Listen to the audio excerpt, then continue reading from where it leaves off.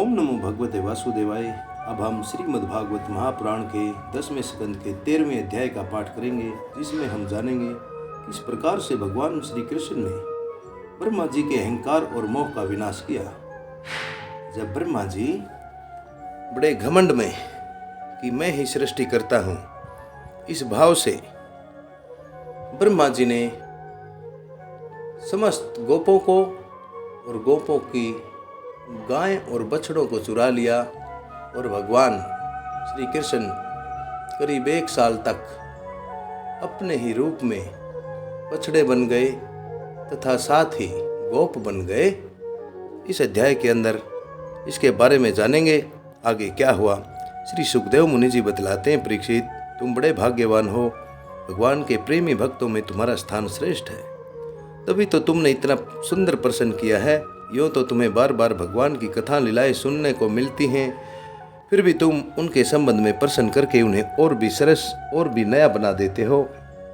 रसिक संतों की वाणी, कान और हृदय भगवान की लीला के गान, श्रवण और चिंतन के लिए ही होते हैं। उनका यह स्वभाव ही होता है कि वे अक्षण प्रत्यक्षण भगवान की लीलाओं को अपूर्व रसमयी और नित्य नूतन अनुभव करते रहते हैं। ठीक वैसे ही जैसे लंपट पुरुषों को स्त्रियों की चर्चा में नया नया रस जान पड़ता है। परीक्षित तुम एकाग्रचित्त से श्रवण करो। यद्यपि भगवान की यह लीला अत्यंत रहस्यमयी है, फिर भी मैं तुम्हें सुनाता हूँ, क्योंकि दयालु आचार्य गण होते हैं जो वो अपने प्रेमी शिष्यों को गुप्त से गुप्त रहस्यों को भी बतला दिया करते हैं। यह तो मैं तुमसे कह ही चुका हूँ कि भगवान श्री कृष्ण ने अपने साथी ग्वाल बालों को मृत्यु रूप अघासुर के मुंह से बचा लिया। इसके बाद वे उन्हें यमुना के पुलेन पर ले आए और उनसे कहने लगे, मेरे प्यारे मित्रों, यमुना जी का यह नदी तट बहुत ही रमणीय है। देखो तो सही, यहाँ की बालू कितनी कोमल और स्वच्छ है। हम लोगों के लिए खेलने की तो यहाँ सभी सामग्री विद्यमान है। देखो, एक और रंग बिरंगे कमल खिले हुए हैं और उनकी सुगंध से खींचकर भौरे गुंजार कर रहे हैं, तो दूसरी ओर सुंदर सुंदर पक्षी बड़ा ही मधुर स्वर कर रहे हैं, जिसकी ध्वनि से सुशोभित वृक्ष इस स्थान की शोभा को बढ़ा रहे हैं। हम लोगों को यहाँ भोजन कर लेना चाहिए, क्योंकि दिन भी बहुत चढ़ाया है और हम लोग भूख से पीड़ित भी हो रहे हैं। बछड़े पानी पीकर समीप ही धीरे धीरे हरी हरी घास चरते रहें। ग्वाल बालों ने एक स्वर से कहा, ठीक है ठीक है। उन्होंने बछड़ों को पानी पिलाकर हरी हरी घास में छोड़ दिया और अपने अपने छींके खोल खोल कर भगवान के साथ बड़े आनंद से भोजन करने लगे। सबके बीच में भगवान श्री कृष्ण जी बैठ गए। उनके चारों ओर ग्वाल बालों ने बहुत ही मंडलाकार पंक्तियां बना ली, मंडलाकार चक्कर बना लिए और एक से एक सटकर बैठ गए। सबके मुंह श्री कृष्ण की ओर थे और सबकी आंखें आनंद से खिल रही थी। वन भोजन के समय श्री कृष्ण के साथ बैठे हुए ग्वाल बाल ऐसे सुंदर लग रहे थे मानो कमल की पत्तियों के चारों ओर उनकी छोटी छोटी पंखुड़ियां खिल गई हों। कोई फूल तो कोई पत्ते तो कोई पल्लव, अंकुर, फल, छींके, छाल और पत्थरों के पात्र बनाकर भोजन करने लगे। भगवान श्री कृष्ण और ग्वाल बाल सभी आपस में अपनी अपनी भिन्न भिन्न रुचियों का प्रदर्शन करने लगे। कोई किसी को हंसा देता, कोई स्वयं ही हंसते हंसते लोटपोट हो जाता। इस प्रकार वे सब भोजन करने लगे। उस समय श्री कृष्ण की छटा सबसे निराली थी। उन्होंने मुरली को तो अपनी कमर में आगे की तरफ डाल लिया, सिंगी और बैंत बगल में दबा लिए। बाएं हाथ में बड़ा ही मधुर धृत मिश्रित दही भात का भोजन था और अंगुलियों में अदरक, नींबू आदि के अचार मुरब्बे दबा लिए थे। ग्वाल बाल उनको चारों ओर से घेर कर बैठे हुए थे और वे स्वयं सबके बीच में बैठकर अपनी विनोद भरी बातों से अपने साथी ग्वाल बालों को हंसाते जा रहे थे। जो समस्त यज्ञों के एकमात्र भोक्ता हैं, वे ही भगवान ग्वाल बालों के साथ बैठकर इस प्रकार बाल लीला करते हुए भोजन कर रहे थे और स्वर्ग के देवता आश्चर्यचकित होकर यह अद्भुत लीला देख रहे थे। परीक्षित, इस प्रकार भोजन करते करते ग्वाल बाल भगवान की इस रसमय लीला में तन्मय हो गए, लीन हो गए। उस समय उनके बछड़े हरी हरी घास के लालच से घोर जंगल में बड़ी दूर निकल गए। जब ग्वाल बालों का ध्यान उस ओर गया तो वे बड़े भयभीत हो गए। उस समय अपने भक्तों के भय को भगाने के लिए भगवान श्री कृष्ण ने कहा, मेरे प्यारे मित्रों, तुम लोग भोजन करना बंद मत करो, मैं अभी बछड़ों को लेकर आता हूँ। ग्वाल बालों से इस प्रकार कहकर भगवान श्री कृष्ण हाथ में दही भात का कोर लिए ही पहाड़ियों, गुफाओं, कुंजों और अन्य अन्य भयंकर स्थानों में अपने तथा साथियों के बछड़ों को ढूंढने चल दिए। परीक्षित ब्रह्मा जी पहले से ही आकाश में उपस्थित थे। प्रभु के प्रभाव से अघासुर का मोक्ष देखकर उन्हें बड़ा आश्चर्य हुआ। उन्होंने सोचा कि लीला से मनुष्य बालक बने हुए भगवान श्री कृष्ण की कोई और मनोहर महिमामयी लीला देखनी चाहिए। ऐसा सोचकर उन्होंने पहले तो बछड़ों को और भगवान श्री कृष्ण के चले जाने पर ग्वाल बालों को भी दूसरे स्थान पर जाकर रख दिया और स्वयं अंतर ध्यान हो गए। अंततः हुए जड़ कमल की ही तो संतान हैं, अर्थात ब्रह्मा जी कमल से ही तो उत्पन्न हुए हैं। भगवान श्री कृष्ण बछड़े न मिलने पर यमुना जी के पुलिन पर लौट आए, परंतु यहाँ क्या देखते हैं कि ग्वाल बाल भी नहीं है। तब उन्होंने वन में घूम घूम कर चारों ओर उन्हें ढूंढा, परंतु जब ग्वाल बाल और बछड़े उन्हें कहीं भी न मिले तब वे तुरंत जान गए कि यह सब ब्रह्मा की ही करतूत है। वे तो सारे विश्व के एकमात्र ज्ञाता हैं। अब भगवान श्री कृष्ण ने बछड़ों और ग्वाल बालों की माताओं को तथा ब्रह्मा जी को भी आनंदित करने के लिए अपने आप को ही बछड़े और ग्वाल बाल दोनों के रूप में बना लिया। भगवान सर्वसमर्थ हैं। वे ब्रह्मा जी के चुराए हुए ग्वाल बाल और बछड़ों को ला सकते थे, किंतु इससे ब्रह्मा जी का मोह दूर नहीं होता, ब्रह्मा जी का अहंकार भी दूर नहीं होता और वे भगवान की उस दिव्य माया का ऐश्वर्य न देख सकते जिसने उनके विश्वकर्ता होने के अभिमान को नष्ट किया। इसलिए भगवान उन्हीं ग्वाल बाल और बछड़ों को न लाकर स्वयं ही वैसे ही एवं उतने ही ग्वाल बाल और बछड़े बन गए, क्योंकि वे ही तो संपूर्ण विश्व के कर्ता सर्वशक्तिमान ईश्वर हैं। परीक्षित, वे बालक और बछड़े संख्या में जितने छोटे छोटे उनके शरीर थे, उनके हाथ पैर जैसे जैसे थे, उनके पास जितनी और जैसी छड़ियाँ, सिंगी, बांसुरी, पत्ते और छींके थे, ठीक वैसे ही जितने वस्त्राभूषण थे, उनके शील, स्वभाव, गुण, नाम, रूप और अवस्थाएं जैसी थी, जिस प्रकार वे खाते पीते और चलते थे, ठीक वैसे ही और उतने ही रूपों में खुद भगवान श्री कृष्ण प्रकट हो गए। उस समय यह संपूर्ण जगत विष्णु रूप है। यह वेदवाणी मानो मूर्तिमती होकर प्रकट हो गई। सर्वात्मा भगवान स्वयं ही बछड़े बन गए और स्वयं ही ग्वाल बाल बन गए।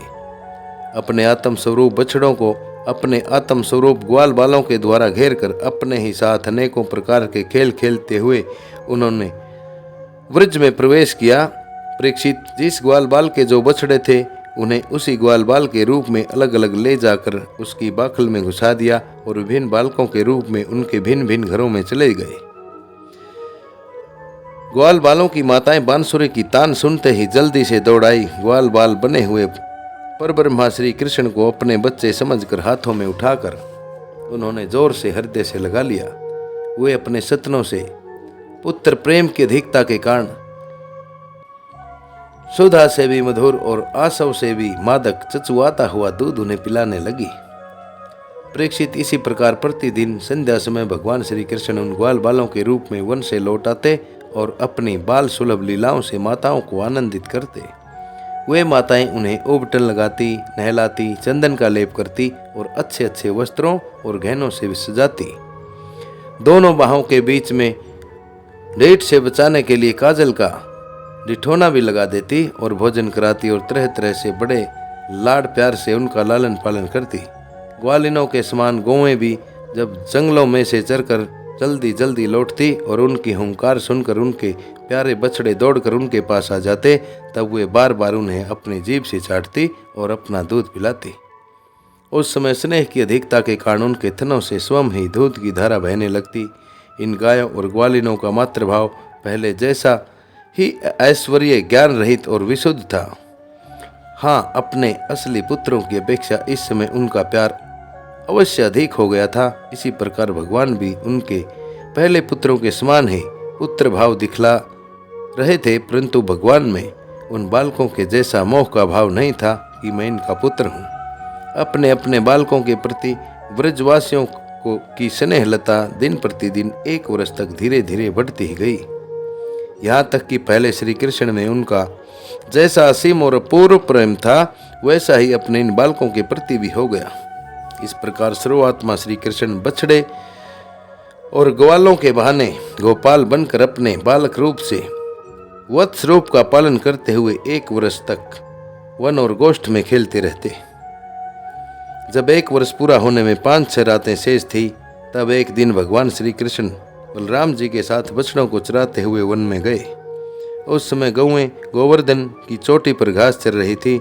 वहां से उन्होंने ब्रज के पास ही घास चरते हुए बहुत दूर अपने बछड़ों को देखा। बछड़ों को देखते ही गौओं का वात्सल्य पुत्र अर्थात पुत्र प्रेम उमड़ आया। वे अपने आप की सूध बूध खो बैठी और ग्वालों के रोकने की कुछ भी परवाह न कर जिस मार्ग से वे न जा सकते थे, उस मार्ग से हुंकार भरती हुई बड़े वेग से दौड़ पड़ी। उस समय उनके थनों से दूध बहता जाता था और उनकी गर्दनें सिकुड़कर डील से मिल गई। वे पूंछ तथा सिर उठाकर इतने वेग से दौड़ रही थी कि मालूम होता था मानो उनके 2 ही पैर हैं।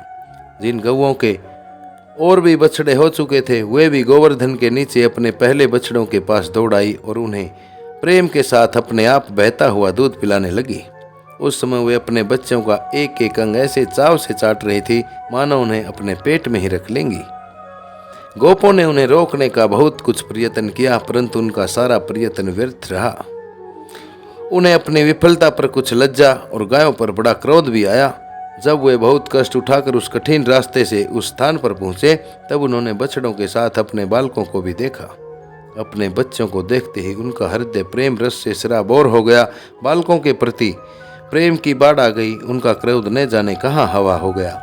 उन्होंने अपने अपने बालकों को गोद में उठाकर हृदय से लगा लिया और उनका मस्तक सूंघकर अत्यंत आनंदित हुए।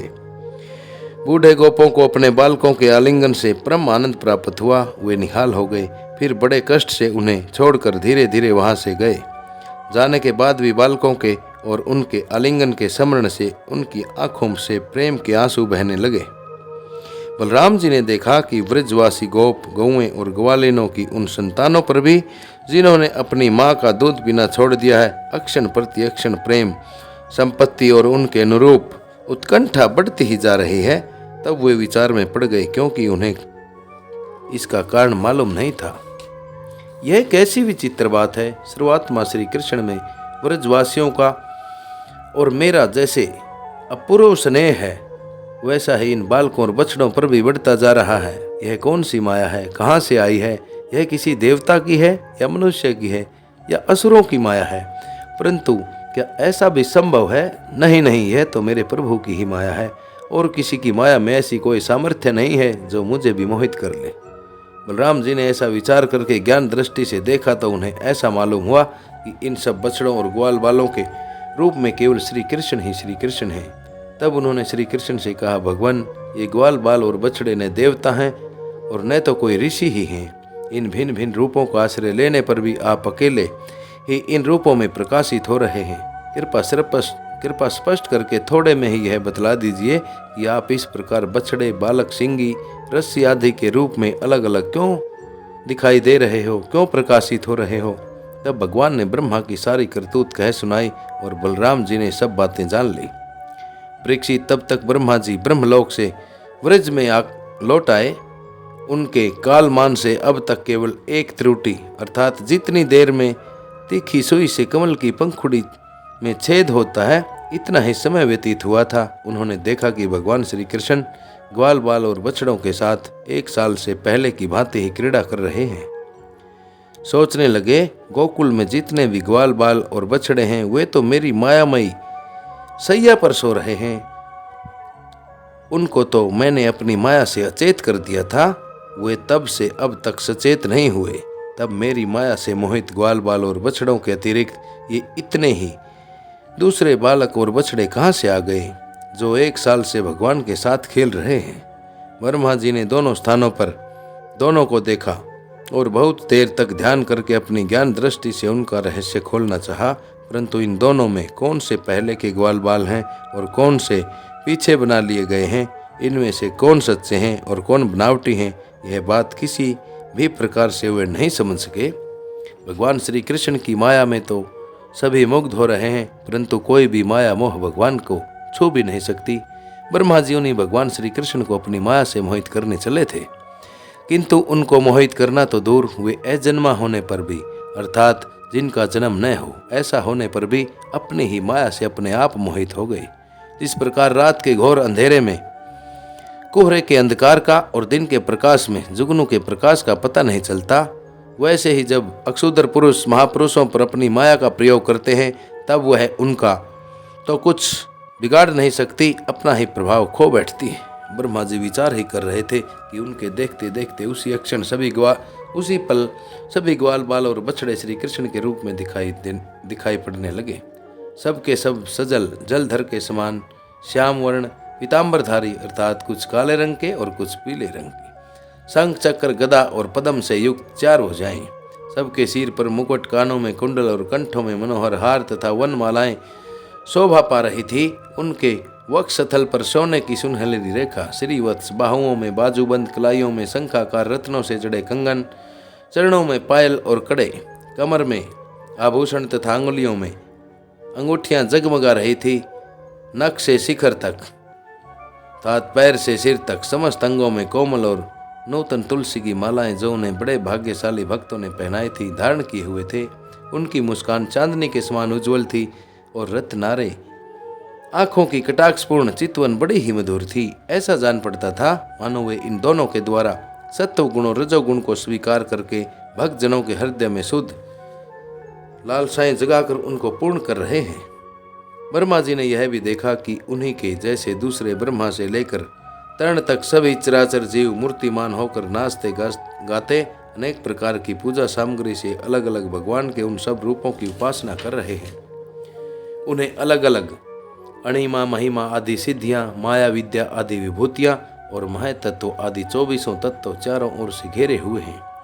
प्रकृति में क्षोभ उत्पन्न करने वाला काल, उनके परिणाम का कारण स्वभाव, वासनाओं को जगाने वाला संस्कार, इच्छाएं, कर्म, विषय और फल सभी मूर्तिमान होकर भगवान के प्रत्येक रूप की उपासना कर रहे हैं। भगवान की सत्ता और महत्ता के सामने उन सभी की सत्ता और महत्ता अपना अस्तित्व खो बैठी थी। ब्रह्मा जी ने यह भी देखा कि वे सभी भूत, भविष्य और वर्तमान काल के द्वारा सीमित नहीं हैं, त्रिकाल बाधित, तीनों कालों से बाधित सत्य हैं। वे सब के सब स्वयं प्रकाश और अनेक अनंत आनंद स्वरूप हैं। उनमें जड़ता अथवा चेतनता का भी भेदभाव नहीं है। वे सब के सब एक रस हैं। यहाँ तक कि उपनिषद दर्शी तत्वज्ञानियों की दृष्टि भी उनकी अनंत महिमा का स्पर्श तक नहीं कर सकती। इस प्रकार ब्रह्मा जी ने एक साथ ही देखा कि वे सब के सब उन परब्रह्मा परमात्मा श्री कृष्ण के ही स्वरूप हैं, जिनके प्रकाश से यह सारा चराचर जगत प्रकाशित हो रहा है। यह अत्यंत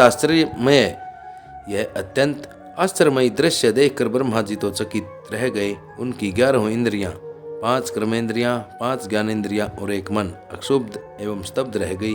वे भगवान के तेज से निस्तेज होकर मौन हो गए।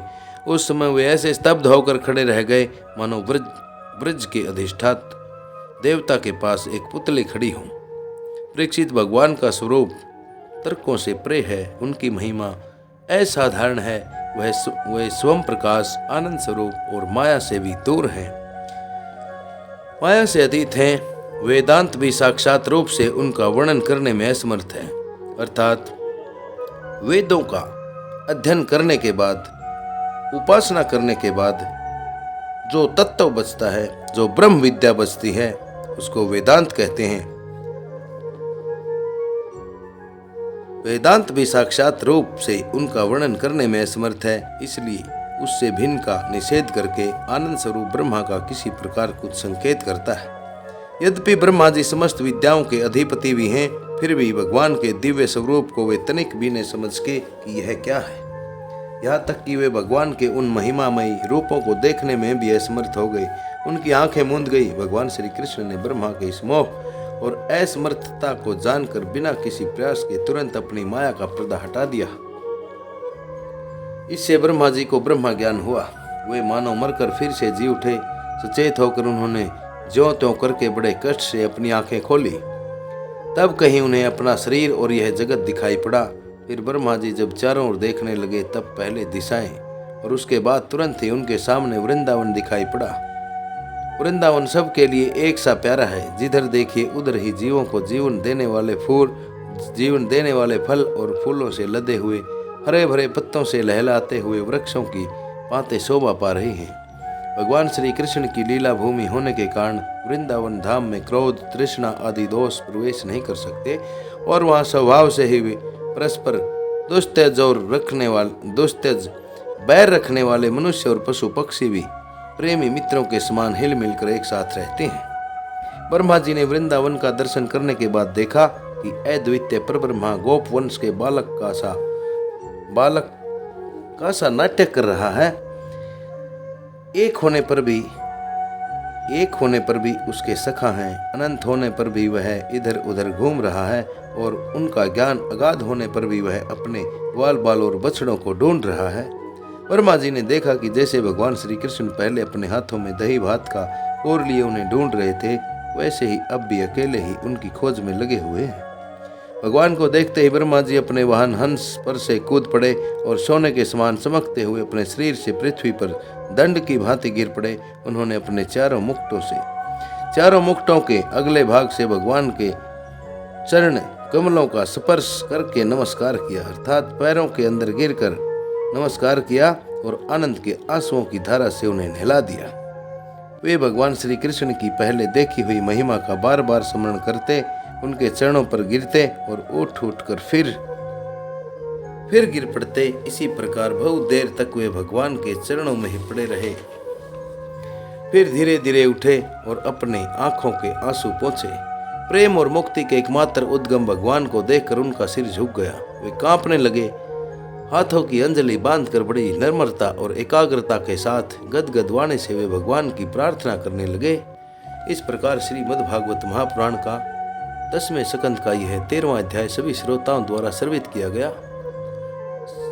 श्रीमद्भागवत महापुराण जो एक सनातन महापुराण है, अर्थात भगवान की ही कथाओं का, भगवान की रोचक कहानियों का एक बहुत बड़ा ग्रंथ है। इसकी पुण्यमयी कथाओं को जो सुनते हैं, आगे से आगे इन कथाओं को शेयर करते हैं, पुण्य के भागी तो बनते ही हैं, साथ में निश्चित रूप से मोक्ष के भी भागी बन जाते हैं।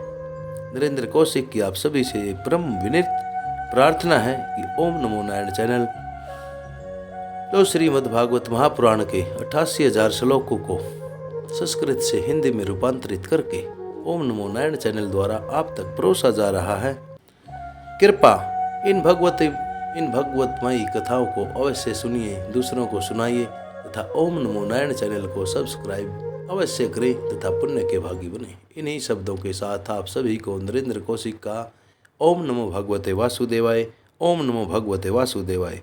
10वें स्कंद के अगले अध्याय में हम ब्रह्मा जी के द्वारा भगवान श्री कृष्ण की स्तुति किस प्रकार की गई, क्या क्या कहा ब्रह्मा जी ने, कैसे कैसे पुकारा श्री कृष्ण भगवान को, ये सुनेंगे।